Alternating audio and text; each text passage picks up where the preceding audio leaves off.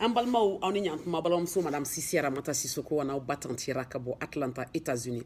Ngome ni video kunguruni nge bi parce que aw yɛrɛ ɲɛ b'a la ko France de ko président africain ka décider n'o bɛ to yen o bɛ taa. Aw bɛna politique kuma caman mɛn tubabukan caman a ɲagaminen a goromow ni la géopolitique ni fɛnw o tɛ. N bɛna simplifier ne bɛna ɲɛfɔ aw ye scientifiquement o kɔrɔ ye de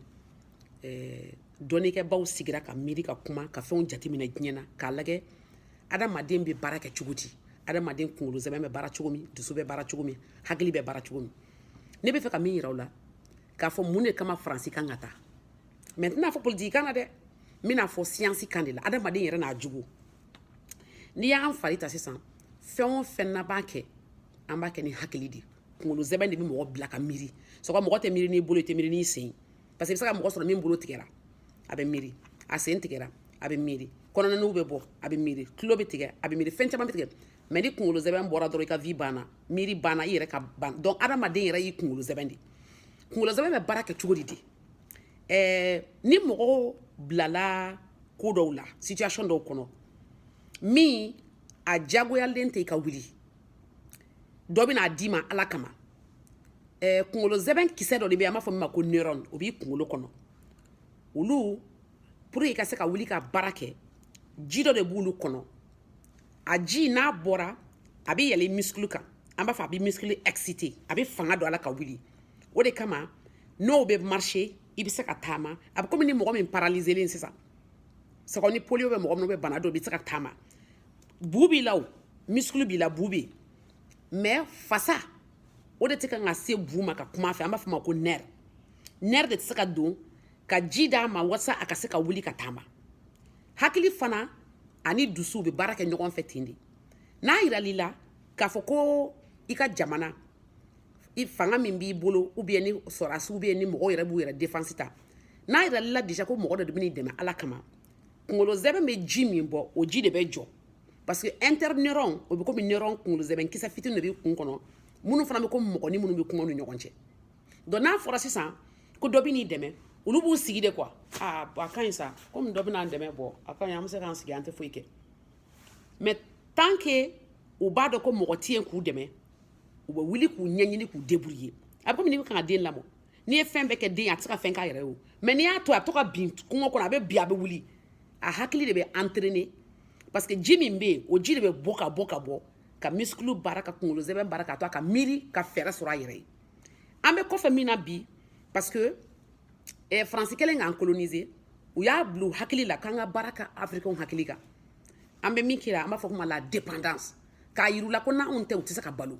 u nana ni mayonnaise ye ka na ni buru ye ka na ni fɛn dɔ a bɛ ka ŋɔmi bɛ yen furufuru bɛ yen fɛn bɛɛ b'an bolo u nana n'o ye k'a fɔ k'an k'u dege an ka dumuni na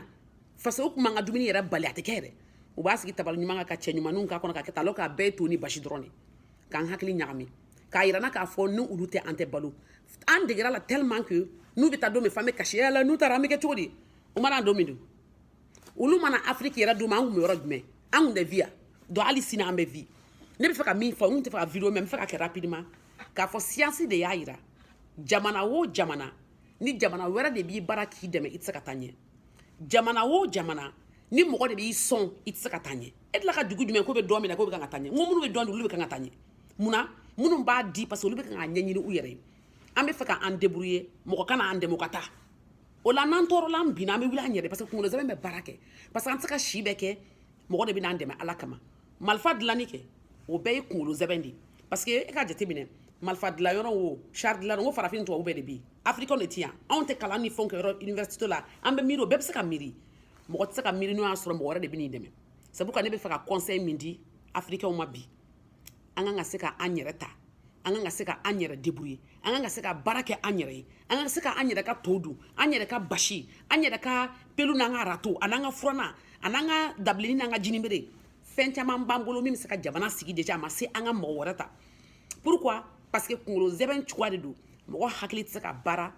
n'a a dɛsɛ ma s'i ma n'a a i ma hakili ma pousser ka se yen donc c'est pour cela que an kana encourager ko faransi ka to yen faransi man ka to yen mun na parce que ni faransi tora yen jɔn bɛ t'e dɛmɛ ala kama e tila ka joli ye ka bula ka so ka bɔ kana bɔ yen ka bɔ dugu dɔ la ka na e ka k'a yɛrɛ faga e kama e tuma ye mun ye mun ne be e bolo min ale bɛna yɛrɛ faga e kama ni fɛn dɔ tɛ e yɛrɛ ka miiro la bani mɔgɔ min b'i gɛn ka bɔ a ka so mɔgɔ min y'i ta esclavage la san 400 k'i coloniser san 74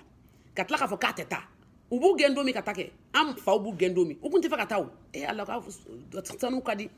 u ka kafe in ka di u ka dugukolo kɔri donc a sera sisan an yɛrɛ k'an ka fɛn k'an yɛrɛ kɛ k'an ka kɔri parata k'a kɛ gisida ye ka tafe siri an na k'an yɛrɛ ka sɛnɛ kɛ k'an ka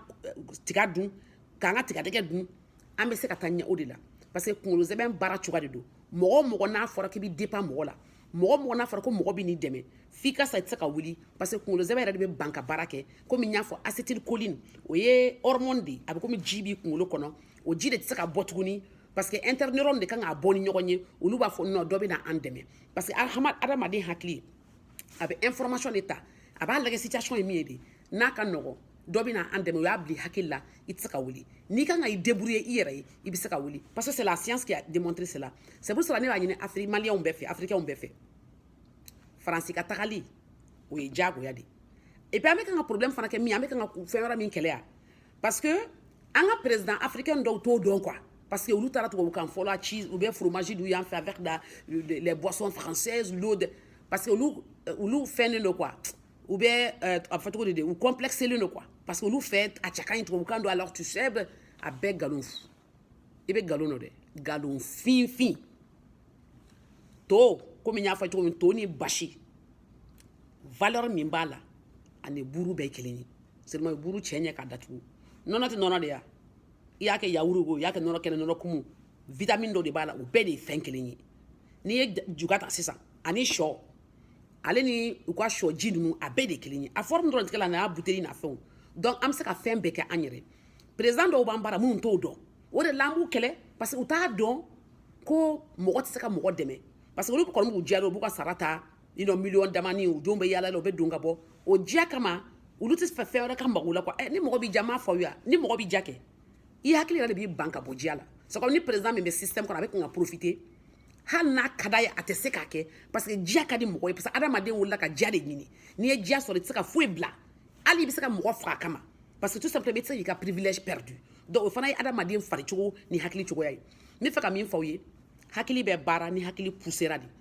hakili bɛ baara ni hakili bɛ sɛgɛn de la hakili bɛ baara ni hakili y'a dɔn ko maa wɛrɛ tɛn'a dɛmɛ o indépendance psychologique hakili indépendance o de ye indépendance yɛrɛ ye sinon wari ni sefa ni fɛn n ko bɛɛ bɛna hakili de kɔfɛ o de kama n bɛ fɛ ka n ye nin video nin kɛ n tɛ fɛ ka tɛmɛ 8 minutes kan n bɛ fɛ ka min fɔ aw ye an tɛ se ka wuli an yɛrɛ ye n'an ma to an yɛrɛ ma ka wuli an yɛrɛ ye i bɛna mɛn u bɛna fɔ sa alors tu sais les terroristes i ni ala ni ala kira cɛ terroriste bɔra min Musa Jallo de tɛ wa ou bien Ibrahim Ag Mohamed de tɛ wa an balimakɛw de tɛ an b'u dɔn dugu jumɛn na e de la k'a ye ko dɔgɔnɔ mɔgɔ ka taa bugɔ a ka so k'a faga siya jumɛn bɛ min fanga bɔra ka tɛmɛ dɔgɔnɔ kan ni nin tɛ ɲagami yɛrɛ ye kuma na pour vous dire que nin bɛɛ ye hakili baara de ne bɛ fɛ k'aw hakili fara ɲɔgɔn kan de Faransi ka tagali c'est une obligation force bɛɛ de bɛ bɔ Mali la complètement an bɛ cogo min an yɛrɛ b'an yɛrɛ ta an b'an débrouiller mɔgɔ min b'a attaquer kɛ an n'o de bɛ kuma o comment mɔgɔ wɛrɛ bɛ na min t'an ka kan mɛn e bɛ bɔ Faransi ni Allemagne e t'an ka kan yɛrɛ mɛn e bɛna kuma fila ni kɔrɔbɔrɔ cɛ alors que an bɛɛ ye kelen an bɛ ɲɔgɔn ka kan mɛn donc ce n'est pas normal bɛɛ y'a dɔn ko nkalon don parce que colonisation kɛra san 400 imagine toi mɔgɔ min bɔra a ka dugu la ka n'e bara k'e ta k'i ba n'i fa siri ka taa n'a ka dugu k'u ka baara kɛ ni fanga ye san 400 i nana cɛ o bɛ se ka k'i fɛ cogo di de ni yɛrɛ nɛgɛ yɛrɛ tɛ quoi mɔgɔ min o fana kɔfɛ colonisation kɛlen ka ban u tila fɔ a y'u hinɛ na sa u to yen esclavage kɔfɛ quoi u m'a fɔ k'u ka hinɛ na u y'u ka kasa bɛɛ de ta ka na fɔ an ka dugu la ko sisan kɔni an ka dugu de y'u ta ye f'u b'an wele ko le Soudan français donc an y'u ta an ka dugu y'u ta ye an mɔgɔ caman y'u yɛrɛ faga u ko non an tɛ sɔn ko saya ka fisa ni malo u y'u yɛrɛ faga de maintenant minnu tora la olu y'a naami da bɛ ka tubabu nɛgɛ alors olu kɛra tubabu jɔnw ye o de la a jogo bɛ dɔw la hali sisan u hakili ye tubabu jɔn hakili ye parce que a bilala u hakili la an minnu b'u dɔn an n'u bɛ baara kɛ an b'a dɔn ko mɔgɔ se ka mɔgɔ hakili suɲɛ o parce que an b'a dɔn ko nkalon de don quoi parce que an b'u cɛla an bɛ baro kɛ maintenant problème fana min ye olu ka gouvernement de bɛ nin kɛ u yɛrɛ tɛ nin tan koyi an collègue an bɛɛ ye kelen diɲɛ na u bɛ tubabu kan mɛn ne yɛrɛ min kan ka nin video kɛ tubabu caman bɛ yen minnu bɛ bamanankan mɛn n bɛna an ka video lamɛn n terikɛw don n terimuso don an bɛɛ bɛ ɲɔgɔn dɔn an yɛrɛ bɛ baro kɛ an ka dugu contre la u b'a fɔ non Faransi man ka nin kɛ gouvernement a bɛɛ ye mɔgɔ dama ni gouvernement mɔgɔ 15 de bɛ kan ka nin décision bɛɛ ta parce que olu bɛ sanfɛ u bɛ Champs-Élysées la u bɛ bɔ ka na tubabu kan bafo la n'i ye kɔɔri sɔrɔ dɔ bɛ taa ka sɛnɛ kɛ kalo 4 e bɛ taa papier dɔ taper dɔrɔn ka taa d'a ma ko CFA ko ka taa n'o ye i ni ala cɛ papier bɛ se ka kɔɔri remplacer ko CFA o bɛɛ exploitation de quoi mais o video wɛrɛ de min fɛ k'a fɔ ye dɔrɔn faransi ka tagali o ye jagoya de o bɛ bɔ mali la filanan an ka jamana ɲɛma a t'a faamu ko faransi ye problème ye o de la u y'u wele k'a fɔ ko a ye ta kana hali sisan u bɛ tubabukan bala u bɛ taa funérailles la dɛ sangafo la dɛ des trucs comme ça o bɛɛ ye tubabukan de ye théâtre de don parce que u m'a faamu kosɛbɛ sabanan dugu ɲɛma u t'a faamu min na parce que olu fɛ malifani min bɛ tubabuw bolo o b'u protéger contre le peuple parce que a jateminɛ tubabuw bɛ ni marifa ye ko barika ni force étrangère mɔgɔ 8,000 marifa b'u bolo an mɔgɔ 19 millions million 19 an tɛ se k'a fɔ k'an bɛ min fɔ parce que tout simplement mɔgɔ damani min ye marifa bolo u b'an siran n'an k'an bɛ taa marché k'o fɔ o marifa taara an tɛ siran marifa ɲɛ n bɛ fɛ k'a fɔ an bɛ wuli an yɛrɛ ye de nous allons nous battre pour notre indépendance psychologique hakili indépendance an b'o kɛlɛ la filanan économique bɛ na parce que ni hakili indépendance la dɔrɔn politique bɛ na wari bɛ na kɛnɛya bɛ na fanga bɛ na sigikafɔ bɛ na jɛkafɔ bɛ na o bɛɛ de bɛ na n'o y'a sɔrɔ i hakili de dayɛlɛla fɔlɔ n'a fɔra don min ko faransi bɛ taa i b'a ye bɛɛ bɛ wuli k'an jija diaspora mɔgɔ an bɛ wuli an b'a fɔ an ka wari fara ɲɔgɔn kan an ka jamana dɛmɛ aw fana bɛ wuli k'aw cɛsiri an bɛ baara kɛ ɲɔgɔn fɛ o la jamana ɲɛmaa minnu bɛ kan ka jamana jugu minnu bɛ kan ka jamana ɲagami k'a suɲɛ minnu bɛ kan ka profiter système fɛ olu bɛ taa faransi nɔfɛ o la an yɛrɛ b'an ka jamana jɔ an yɛrɛ an turunu an bɛ fili an bɛ talon an bɛ bin an bɛ wuli an man jija an b'a kɛ an yɛrɛ ye an nɛriw bɛ wuli ka taama ka kuma ka taa relation ɲini ka jateminɛw kɛ o la an bɛ se ka taa ɲɛfɛ voilà donc n bɛ bɛɛ fo ka bɛɛ wale ɲuman dɔn la lutte continue hali sisan an m'a daminɛ komi n y'a fɔ cogo di kɛlɛ in b'a la f'an ka se don min de kɛlɛ in bɛ kɛ n'o y'a sɔrɔ fantanw hakɛ d'u ma jamana sigira sira ɲuman kan e kɛ maa minnu bɛ jamana mara u k'a dɔn k'u hakili dafalen don ka jamana mara an t'a to denmisɛnnin foyi kana tulonkɛ n'an ka défense ye kana tulonkɛ n'an ka ministère ye ka boli bɛ wari ɲɛfu ni voyage fu la an t'o accepter u bɛ profiter faransi de fɛ parce que olu bɛ taa faransi k'u furakɛ olu bɛ taa faransi ka t'u ka boisson san olu bɛ taa faransi ka t'u denw ka daraka san ka taa den ka anniversaire fêter olu de ni faransi ka di olu wo faransi wo ye o bɛɛ de bɛ gɛn an b'an ka jamana jɔ an b'an yɛrɛ ta merci beaucoup k'an bɛn la prochaine fois la lutte continue